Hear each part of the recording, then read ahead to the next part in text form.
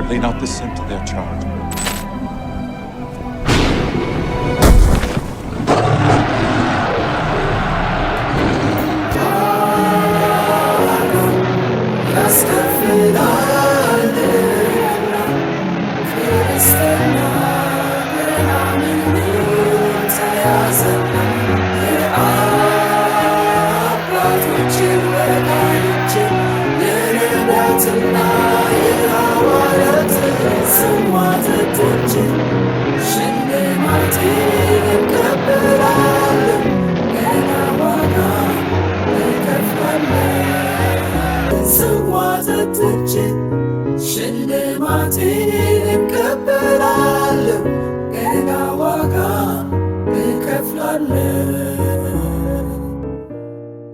እንግዲህ በእምነት ከጸደቅን በእግዚአብሔር ዘንድ በጌታችን በኢየሱስ ክርስቶስ ሰላምን እንያዝ። በእርሱም ደግሞ ወደ ቆምንበት ወደዚህ ጸጋ በእምነት መግባትን አግኝተናል። በእግዚአብሔር ክብርም ተስፋን እንመካለን። ይህ ብቻ አይደለም፣ ነገር ግን መከራ ትዕግስትን እንዲያደርግ፣ ትዕግስትም ፈተናን፣ ፈተናም ተስፋን እንዲያደርግ እያወቅን በመከራችን ደግሞ እንመካለን። ሮሜ ምዕራፍ 5 ከቁጥር 1 እስከ 4። እርሱ በመከራችን ሁሉ ያጽናናናል። ስለዚህም እኛ ራሳችንን በእግዚአብሔር በምናጽናናበት መጽናናት በመከራ ሁሉ ያሉትን ማጽናናት እንችላለን። ሁለተኛ ቆሮንቶስ ምዕራፍ 1 ቁጥር 4። ያለፈውን ክፍል ዝግጅታችንን እንደተከታተላችሁ ተስፋ እናደርጋለን። ዛሬ ቀጣዩን ክፍል እንዲህ አዘጋጅተን ይዘንላችሁ ቀርበናል። ከዝግጅቶቻችን በብዙ እንደምታተርፉ እርግጠኞች ነን። አብራችሁን ቆዩ። መልካም ቆይታ።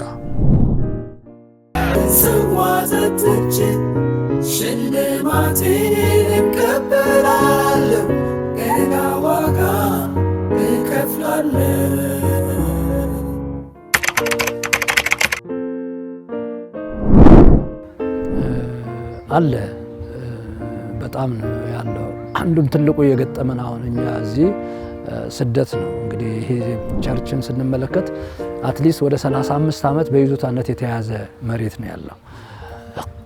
በጊዜው በነበረው ሁኔታ ይሄ መሬት በ35 ዓመት ግብር ባይከፈልበትም የካርታ ይዞታ ኖሮት የሚኖርበት ነው እና በተጽዕኖ ዓለማውያኖች እዚህ አካባቢ ስለሚበዙ በተጽዕኖ ይህንን ቦታ ለራሳቸው መውሰድ የፈለጉበት ሁኔታ፣ ገምሰው የወሰዱበት ሁኔታ፣ አጥር ያፈረሱበት ሁኔታ፣ አገልጋዮች የተደበደቡበት ሁኔታ ነው ያለው እና ትልቅ ስደት ነው ያለው የነበረው። እዚህ መሪዎች ተደብድበዋል ሆስፒታል እስኪገቡ ድረስ ማለት ነው። እና በዚህም አላበቃም። ፉከራ አለ፣ ስድብ አለ፣ ዛቻ አለ። በስነ ስርዓት ገብቶ መውጣት አይቻልም። ወገኖች መተው እንዳያመልኩ ከፍራቻ የተነሳ የሚሄዱ የሚመለሱበት ሁኔታ አለ። ሌሎች ቦታ ነፃ የሚሆኑ ቦታዎችን ሄዶ የማምለክ ነገር እና በዚህ ቤተክርስቲያን ላይ ያለው በደል በጣም ትልቅ ነው። ዞራችሁ ብታዩት የህፃናት መጫወቻ፣ የህፃናት ማሳደጊያዎች አሉና እነዛን ነገሮች ሁሉ የማፍረስ ነገር ይካሄዳልና በቤተክርስቲያን ላይ አሁንም ስደቶች አሉ። የሃይማኖት ነፃነት ይባላል እንጂ እንደዚህ ክርስቲያኖች ያልበዙበት አካባቢ ከሆነ በጣም የማጥቃት ነገር አለ። በጣም የማጥቃት ነገር፣ የነሱ የሆነ ነገር ለመውረስ መመኘት አይነት ነገር፣ የሚተዳደሩበትን ነገር የማፍረስ መሳሪያዎች እዚህ ባይደረጉም አንዳንድ ቦታዎች ላይ የመቀማት ቸርችን የማቃጠል እንደዚህ ነገሮች አሉ። አሁንም የቆሙ ነገሮች አሉ አይደሉምና እነዚህ ነገሮች ደግሞ ያው ይብዛ ሚነስ ሊጎዳን በሚችል መልኩ በሚያሳዝን ሁኔታ በዚህ በቤተ ክርስቲያናችን ውስጥ ተካሂዷል እና እንደዚህ ነገሮች በእኛም ላይ የተፈጸሙ ነገሮች ናቸው።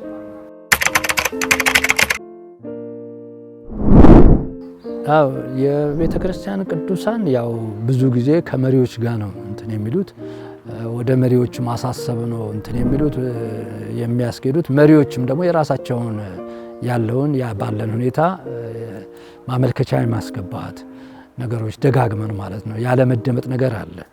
ያስገባናቸው ማመልከቻዎች ምላሽ አይሰጣቸውም። ከዚህ የተነሳ ነገሮች እየጨመሩ ሄደዋል።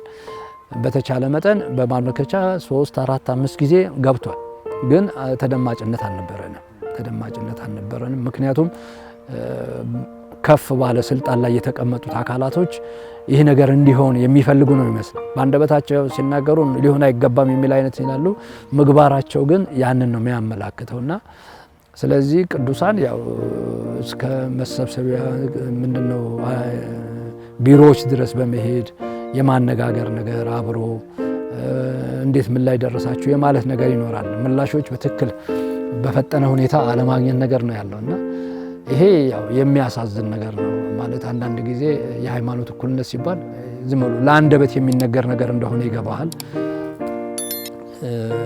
ስራዎች ደግሞ የከፋ ስራዎች የአጋንንታዊ አሰራር ሂደቶች ያው አጋንንት በሰዎች ነው የሚጠቀመውና በእነሱ ተጠቅሞ የማጥቃት አይነት ነገር የመበደል ነገር ይካሄዳል። እነዚህ ነገሮች ያው አቤት እንላለን።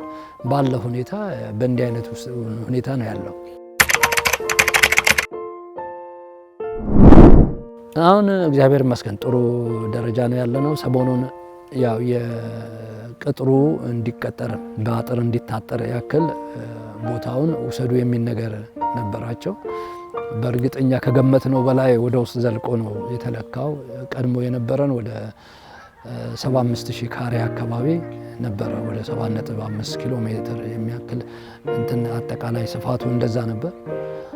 ባለፈው እንግዲህ ማፕ በእንትን ካርታ ሲነሳ ወደ 6.1 አካባቢ ተብሎ ተወስኖ ያ ተለክቷል። በፈር ዞን ነበር በዚህ በስተቀኛችን የወንዝ ዳርቻ ከማልማት አንጻር ከዛ የተነሳ የሚወሰዱ ብዙ ቦታዎች ተወስዷል። ወደ ውስጥ ጠለቅ ተብሎ እሱንም እንግዲህ ቀጥረን እንትን እንድንል አሁን ምንድነው የህፃናት ተማሪዎች አሉ፣ ሽንት ቤት አለ፣ ያ የመጸዳጃ ቤት አሁን ወደ በፈር ዞን ወደሚለው ነው የተወሰደው። እነዛ ነገሮች ሆኖ አሁን ጥሩ ደረጃ ነው ያለ ነው። እንግዲህ አካለል የራሳችን ለማድረግ አስበናል። እግዚአብሔር ቢረዳን አቅም የለንም። በእርግጥ በአቅማችን ልክ እንትን እንላለን። የቅዱሳንን እርዳታ ጠይቀን ቅጥራችንን በጥሩ ሁኔታ ለማስተካከል እያሰብን ያለ ነው።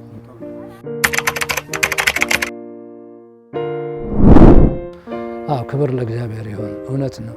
ተልእኮን ለመፈጸም በአቅማችን እንደ ቤተ ክርስቲያን የሰራናቸው ነገሮች አሉ።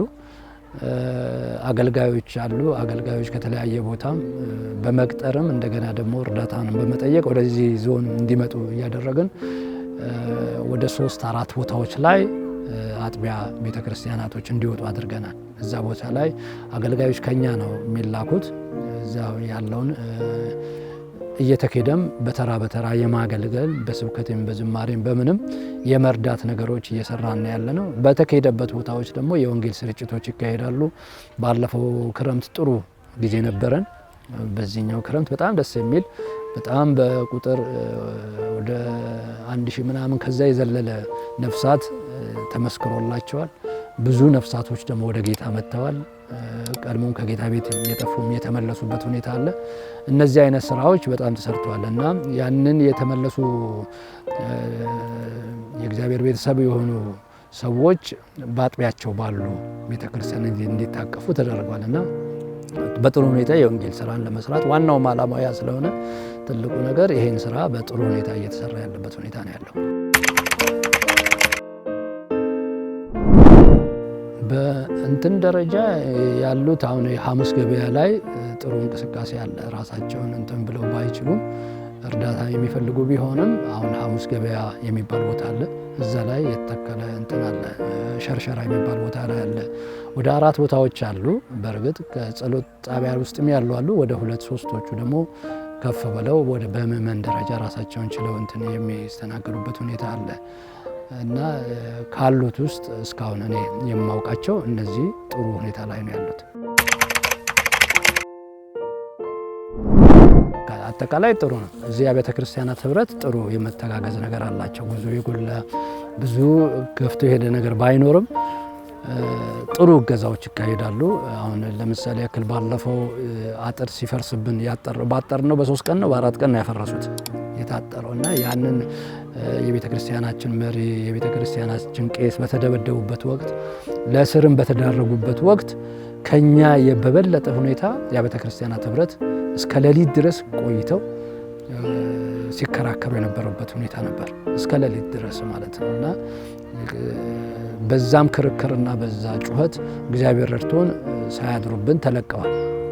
ከስር እንግዲህ ተደብድበውም ተበድለንም አጥራችን ቅጥራችን ፈርሶም ብዙ ጥቃት ደርሶብንም እንግዲህ እንደ ስልጣን ተወስዶ ይሁንም አይታወቅም ይሄ ሁሉ ተደርጎ እንደገና እስር ቤት ነበር የተጣሉት። ስለዚህ በዛን ወቅት ጥሩ እገዛዎች ተደርገዋል በማስታመም አኳያ ባለው ሁኔታ። ሁለተኛ ነገር ደግሞ እዚህ እንደ ኮንፈረንስ ራሱ ይሄ ነገር በመድረሱ በጣም ደስ የሚለው ኮንፈረንስ ጭምር አካሂደናል። እዚህ አብያተ ክርስቲያናቶች እንትን ተበራባርበው ማለት ነውና አንድ ባሉት አገልጋዮች መልካም የሆኑ ነገሮችን አይተናል። በጣም ደሳስ የሚሉ ነገሮች መተጋገዝን አይተናል እና እነዚህ በጣም ትልቅ ነገሮች ናቸው። አዎ እንግዲህ መከራና ስደት ጌታም ረድቶት እንድትጸና ያደርጋል፣ እንድትጠነክር ያደርጋል፣ ጉልበትህን እንድትሞላ ያደርጋል፣ የኋላህን እንድታይ የፊትህን እንድታይ ጎን ግራና ቀኝህን እንድታይ ማስተካከል የሚገባ ምን ማድረግ አለብን የሚሉ ነገሮች እንድታይና በእነዛ ነገሮች ላይ ገፍተህ እንድትሄድ ያደርጋልና በዚህ አይነት ሁኔታ ጥሩ ነገር አግኝተናል። ቀላል አይደለም።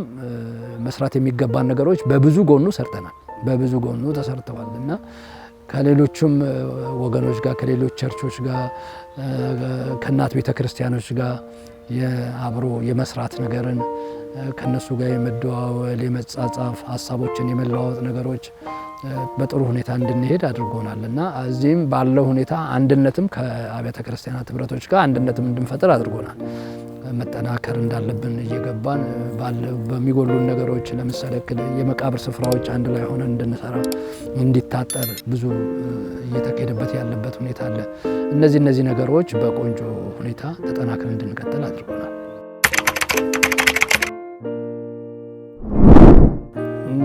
እንደምታየው ግቢያችን በጣም ሰፊ ነው። በጣም ደስ የሚለው ከዚህ ከልማት አንጻር በጣም ብዙ አስበናል። በጣም ብዙ ነገሮችን በህንፃ ደረጃዎችም ያሰብናቸው ነገሮች አሉ። እግዚአብሔር ቢረዳን ቅጥራችንን በትክክል ካወቅን በኋላ አሁን ባለው ሁኔታ የከብት ርቢ እንትን እያለን ነው በሬዎች። ከዛ በኋላ የዶሮ ርቢዎችን አካሂደን ለመስራት አስበናል። እርሻዎች በሰፊ ለመስራት ታስቧል። በተቻለ አሁን ዋናው የነበረውን ክፍተት ምንድነው? ቅጥራችንን ሳናውቅ እንደገና መተው ያበላሹብናል እና ይጎዱናል የሚል ነገር ስለነበረ ይሄን እስክናውቅ ነበር። ይሄ ከሆነ በኋላ ከግራም ከቀኝም ብለን ወገኖችንም አስቸግረን አብያተ ክርስቲያናቶችንም ለምነን ለማስፋት ነው ያሰብነው። ቤተ ክርስቲያን በእንዲህ አይነት ሁኔታ አይደለም። አዳራሾች ለመስራት አስበናል።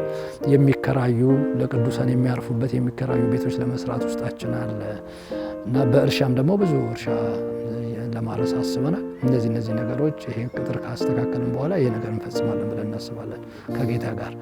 በወንጌል አንጻር ያው እነዚህ ነገሮች ስታካሄድ ዝም ብለህ የምታካሄዳቸው ነገሮች አሉ። ብቻውን የምታስኬደው ነገር አይደለም። ትልቁ ነገር የወንጌል ስራ ነው። መስራት ያሉ አጥቢያዎችን የማጠናከር ነገር አሁንም ተጀምሯል።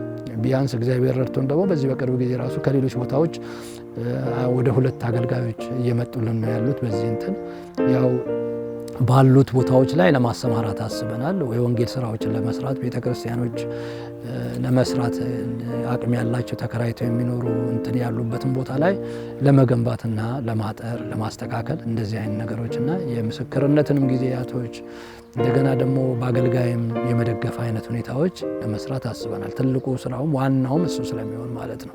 አብሶ ኢኮኖሚካሊ ነው በአብዛኛው እንዳትዘረጋ የሚያደርግ።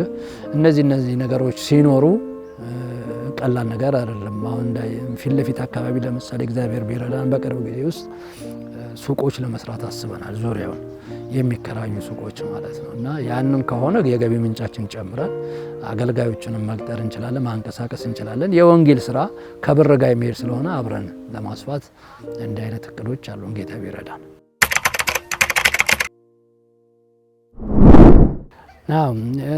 እነዚህ ነገሮች እንደ አገልጋይ ያወስነው ማስበውበት የሚገቡበት ነገር ነው።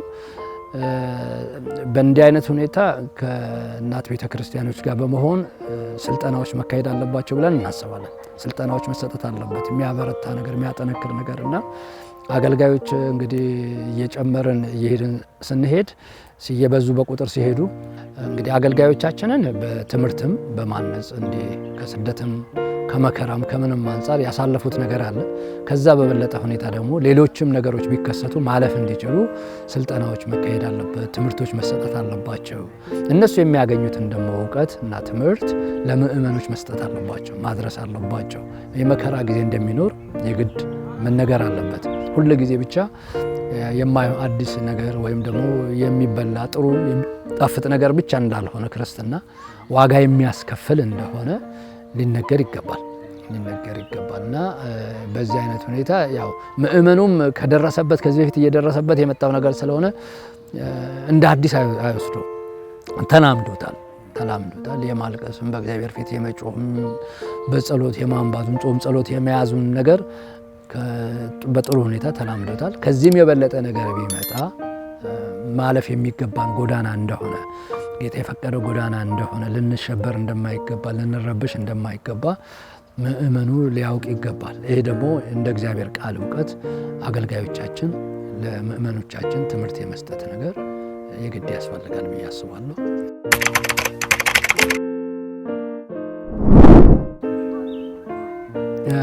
በዚህ ዙሪያ የዘመርኩት ዝማሬ የለም ብዬ አስባለሁ። እንዲህ ከመከራ ከምን ጋር በተገናኘ የዘመርኩት ዝማሬ የለም።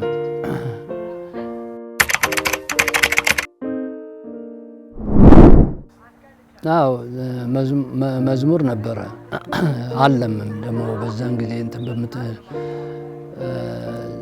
በቸርቹም ውስጥ በኳየሬ ውስጥ የምዘምረው ዝማሬ ነበር ማለት እኔ ብቻ ሳይሆን ኳየራችን የኳየር መዝሙር የሆነ ማለት ነው። እና በዛን ጊዜ ያው ኳየሩን ውስጥ እያለው ስደት ላይ ነው ሆኜ ወደ ስራ የመጣሁት ወደዚህ ስራ የገባሁት እንጂ እንትን አይደለም። እግዚአብሔር አንድ ወንድም ዮሴፍ የሚባል ወንድም የሰጠን ዝማሬ ነው። እግዚአብሔር ከኔ ጋር እንደ ኃያል እንደ ጨካኝም ነው የሚል መዝሙር አለው እና ለኳየራችን የተሰጠ በጣም ወደው መዝሙር ነው እና ልዘምረው እስኪ። የቤቴልሲ ኳየር አዲስ አበባ ቤቴልሲ ኳየር መዝሙር ነው። እግዚአብሔር ከኔ ጋር እንደ ኃያል እንደ ጨካኝም ነው። እግዚአብሔር ከኔ ጋር እንደ ኃያል እንደ ጨካኝም ነው። ሁልጊዜ ከፊቴ የወጣ የሚዋጋልኝ ነው። እግዚአብሔር ከኔ ጋር እንደ ኃያል እንደ ጨካኝም ነው። እግዚአብሔር ከኔ ጋር እንደ ኃያል እንደ ጨካኝም ነው። ሁልጊዜ ከፊቴ የወጣ የሚዋጋልኝ ነው። አላስለመደኝም ጥሎ ዞር ማለት ለጠላት አጋፍቶ ብቻንን ጥሎ ማየት በየጦሩ ሜዳ ድል በድል አድርጎኛል። የጎልያድን አይነት ስንቱን ጥሎልኛል። እግዚአብሔር ከኔ ጋር እንደ ኃያል እንደ ጨካኝም ነው። እግዚአብሔር ከኔ ጋር እንደ ኃያል እንደ ጨካኝም ነው። ሁልጊዜ ከፊቴ የወጣ የሚዋጋልኝ ነው። እግዚአብሔር ከኔ ጋር እንደ ኃያል እንደ ጨካኝም ነው። እግዚአብሔር ከኔ ጋር እንደ ኃያል እንደ ጨካኝም ነው። ሁልጊዜ ከፊቴ የወጣ የሚዋጋልኝ ነው። አላስለመደኝም ጥሎ ዞር ማለት ለጠላት አጋፍቶ ብቻን ጥሎ ማየት በየጦሩ ሜዳ ድል በድል አድርጎኛል። የጎልያድን አይነት ስንቱን ጥሎልኛል። እግዚአብሔር ከኔ ጋር እንደ ኃያል እንደ ጨካኝም ነው። እግዚአብሔር ከኔ ጋር እንደ ኃያል እንደ ጨካኝም ነው። ሁልጊዜ ከፊቴ የወጣ የሚዋጋልኝ ነው። እምብዬው ይቅርብኝ የሳኦል የጦር ልብስ በእርሱ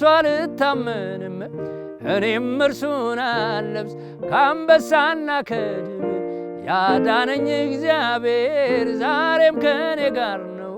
ጎልያድን ሊዘርር እግዚአብሔር ከኔ ጋር እንደ ኃያል እንደ ጨካኝም ነው። እግዚአብሔር ከኔ ጋር እንደ ኃያል እንደ ጨካኝም ነው። ሁልጊዜ ከፊቴ የወጣ የሚዋጋልኝ ነው።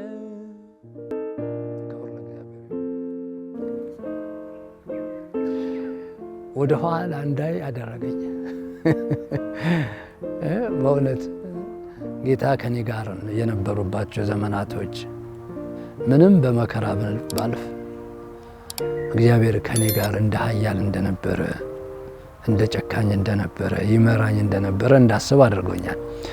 ከልጅነቴ ጀምሮ ማለት ነው። ቀላል አይደለም። እንግዲህ አብ የተከለውን እንደ እግዚአብሔር ቃል ማንም አይነቅለውም የሚለው ቃል በእኔ ሕይወት ነው ያየሁት። እንግዲህ ከሕፃንነት ሰው በ8 ዓመቱ ከቤት አይባረርም እና እግዚአብሔር ረድቶኝ ደርሻለሁ እዚህ። እንደ ኃያል ነበር ጌታ ከፊት ለፊት እየወጣ እየተዋጋልኝ እዚህ አድርሶኛል። እና የኋላ ያሳለፍኳቸው ጊዜያቶች ምንም አስቸጋሪ ወቅቶች ቢሆኑ የሚያሳዝኑ ብዙ ነገሮች ቢኖሩ ጌታ ግን ያው ዛሬም አለው በቤቱ እግዚአብሔር እያኖረኝ ነው። ክብር ለእግዚአብሔር ይሁን። እሺ፣ በጣም ተባረኩልኝ። ጌታ ውስጥ ይባርካቸው።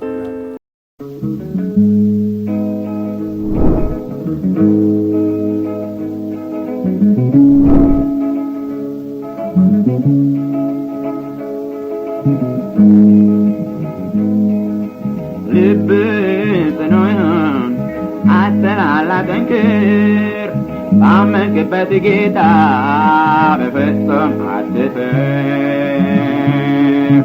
ልብ ጽኑ ይሁን አትናላጠንክር ባመንክበት ጌታ በፍጹም አትፍር። ተድላና ደስታ መጽናናት በረከት መንደላቀቅ በተሟላ ሕይወት እንደዚህ አይደለም እንዲህ አትመልከት። ክርስትና አንዳንዴ መከራም አለበት። ልብ ጽኑ ይሁን አትናላጠንክር ባመንክበት ጌታ በፍጹም አትፍር።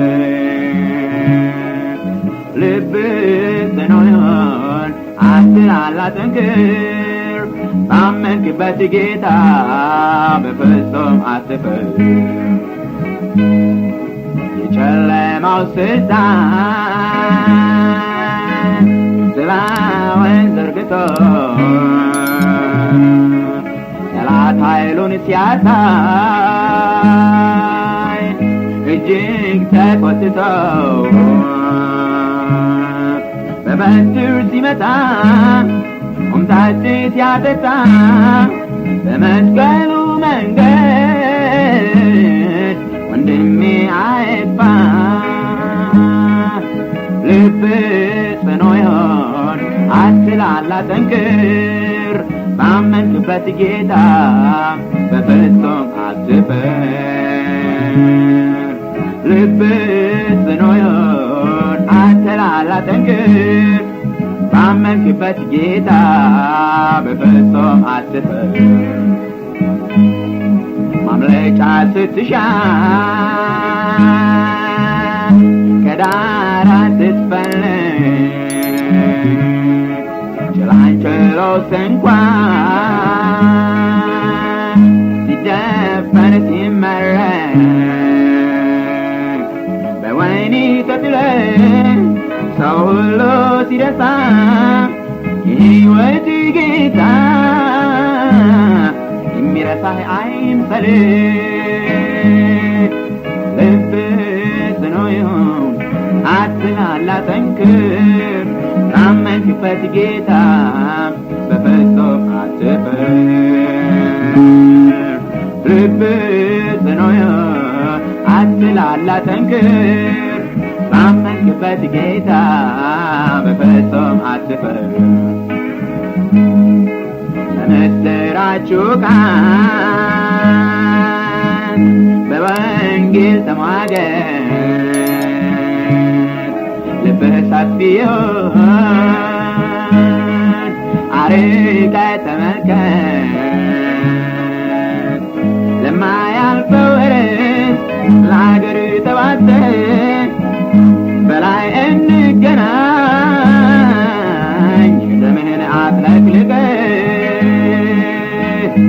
ልብህ ጽኑ ይሁን አትላላ ጠንክር ባመንክበት ጌታ በፍጹም አትፈር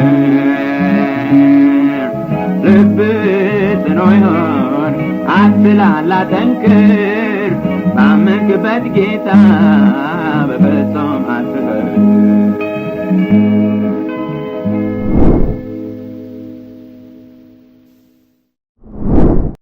ከዝግጅታችን በብዙ እንዳተረፋችሁ ተስፋ እናደርጋለን። በሚቀጥለው ዝግጅታችን ከሌላ እንግዳ ጋር እንገናኝ እያልን በዝግጅቶቻችን ላይ ጥያቄ፣ አስተያየት እንዲሁም ጥቆማ ካላችሁ ከታች በተጠቀሰው አድራሻችን ልታደርሱ ትችላላችሁ። ለዛሬ እዚህ ላይ አበቃን። በሚቀጥለው የጽናት ዝግጅታችን እስክንገናኝ ከእግዚአብሔር ከአባታችን ከጌታችንም ከኢየሱስ ክርስቶስ ጸጋና ሰላም ከሁላችን ጋር ይሁን። አሜን።